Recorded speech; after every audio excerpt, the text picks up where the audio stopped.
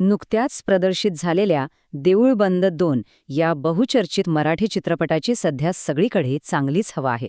आजच्या या विशेष आढाव्यात आपण एका अतिशय सविस्तर आणि उत्कट समीक्षणाचं विश्लेषण करणार आहोत, ज्यातून या चित्रपटाच्या जमेच्या बाजू आणि काही उणीवा अगदी स्पष्टपणे समोर येतील. आणि ही हवा किती जबरदस्त आहे हे समीक्षकांनी नमूद केलेल्या एका गोष्टीवरूनच समजतं. तब्बल 11 वर्षांनंतर आलेल्या या चित्रपटासाठी थिएटर चक्क हाऊसफुल आहेत. तिकीट मिळणं कठीण झालंय आणि लोक अगदी पहिल्या रांगेत बसून जीव तोडून हा सिनेमा एन्जॉय करतायत. एका खऱ्या चित्रपटप्रेमीसाठी हे असं गर्दीने भरलेलं वातावरण बघणं म्हणजे एक वेगळीच जिवंतपणाची भावना असते, नाही का? हा चित्रपट नक्की कसा आहे आणि त्यासाठी वेळ देणं योग्य ठरेल का, हे समजून घेण्यासाठी आपण या समीक्षणाची 5 मुख्य भागांत विभागणी केली आहे. पहिला भाग म्हणजे हा बहुप्रतीक्षित स्पिरिच्युअल सिक्वेल. दुसरं म्हणजे शेतकरी विरुद्ध स्वामी हा नवा संघर्ष. त्यानंतर चित्रपटाच्या जमेच्या बाजू, मग चित्रपट नक्की कुठे कमी पडतो ते, आणि शेवटी अंतिम निकाल. तर सर्वात आधी वळूया पहिल्या भागाकडे. हा एक बहुप्रतीक्षित स्पिरिच्युअल सिक्वेल आहे. आता स्पिरिच्युअल सिक्वेल म्हणजे नक्की काय? तर सोप्या भाषेत सांगायचं तर यात पहिल्या भागातील मुख्य कलाकार तेच असतात, पण त्यांची भूमिका आणि चित्रपटाची कथा पूर्णपणे नवीन असते. त्यामुळे पहिल्या भागाची थेट पुढची गोष्ट इथे बघायला मिळेल अशी अपेक्षा अजिबात ठेवू नका, असं समीक्षक स्पष्ट करतो. कारण हा चित्रपट आपल्याला एका अगदी वेगळ्याच विश्वात घेऊन जातो. याचबरोबर समीक्षकाने प्रेक्षकांना एक कडक इशाराही दिलाय. चित्रपटाच्या शेवटी एक भन्नाट सरप्राईज आहे, पण काही लोक हे सरप्राईज मोबाईलवर रेकॉर्ड करून चित्रपटाची मजा खराब करतायत. असे प्रकार बघून समीक्षकाने आपला संताप अतिशय स्पष्ट आणि आक्रमक शब्दांत व्यक्त केलाय आणि प्रेक्षकांना असं न करण्याची कळकळीची विनंती केली आहे. आणि हे सरप्राईज काय माहितीये? क्लायमॅक्समध्ये एक धक्कादायक घोषणा करण्यात आली आहे.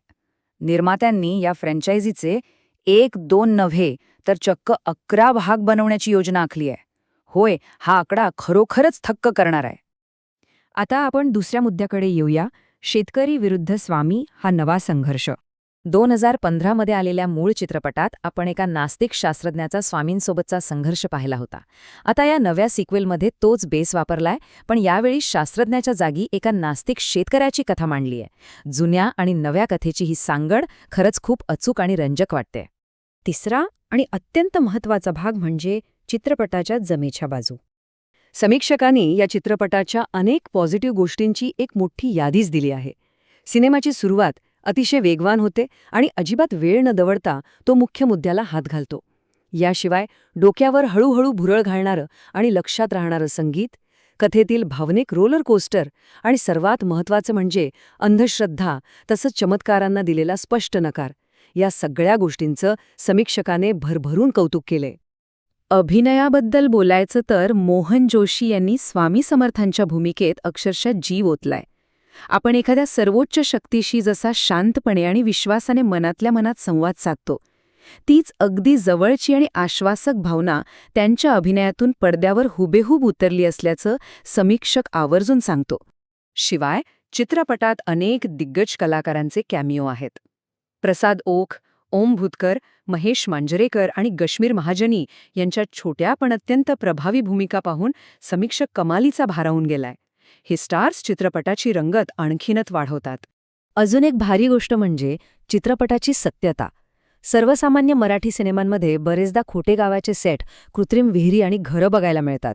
पण इथे मात्र 100% खऱ्या आणि अस्सल गावातील लोकेशन्स वापरली आहेत. खरी झाडं, खरी घरं, यामुळे हा चित्रपट डोळ्यांना खूपच सुखवतं. पण कोणतीच कलाकृती परिपूर्ण नसते. म्हणूनच आता आपण चौथ्या भागाकडे वळूया, जिथे चित्रपट थोडा कमी पडल्यासारखा वाटतो. यातील सर्वात मोठी उणीव म्हणजे चित्रपटाची लांबी. हा चित्रपट तब्बल 3 तासांचा आहे. त्यामुळे साहजिकच चित्रपटाचा उत्तरार्ध खूपच ताणलेला आणि थोडा कंटाळवाणा वाटतो. समीक्षकाच्या मते हा सिनेमा अगदी सहजपणे 2.5 तासात आटोपता आला असता. दुसरी गोष्ट म्हणजे संवादांमधील पुनरावृत्ती. स्वामींचे संवाद अतिशय ताजे आणि विचार करायला लावणारे आहेत. पण स्नेहल तरडे यांच्या पात्राचे संवाद आणि प्रतिक्रिया मात्र एकाच सुरात येतात. तेच पुन्हा बोलल्यासारखं वाटल्याने प्रेक्षकांचा रस काहीसा कमी होऊ शकतो.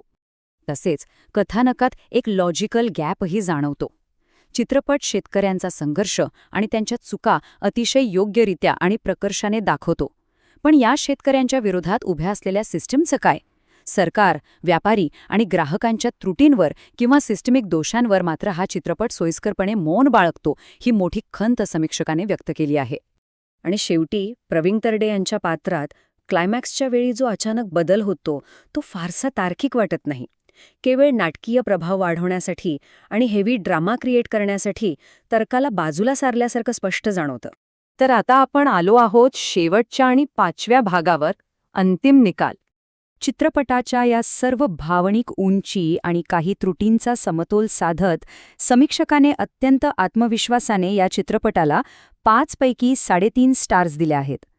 लांबी थोडी जास्त असली तरी संपूर्ण कुटुंबासह आवर्जून पाहावा असा हा एक उत्तम चित्रपट असल्याचं त्यांचं ठाम मत आहे. तर मग या सर्व सविस्तर आढावानंतर एक महत्त्वाचा प्रश्न उभा राहतो. एकीकडे उत्कृष्ट अभिनय, अस्सल लोकेशन्स आणि वास्तवातील प्रश्न आहेत, तर दुसरीकडे 3 तासांची ताणलेली लांबी आणि काही तार्किक त्रुटी आहेत. हे सर्व ऐकल्यानंतर देऊळ बंद 2 चा हा अनुभव घेण्यासाठी आपण स्वतः थिएटरमध्ये जाऊन तिकीट काढणार का, याचा नक्की विचार करा.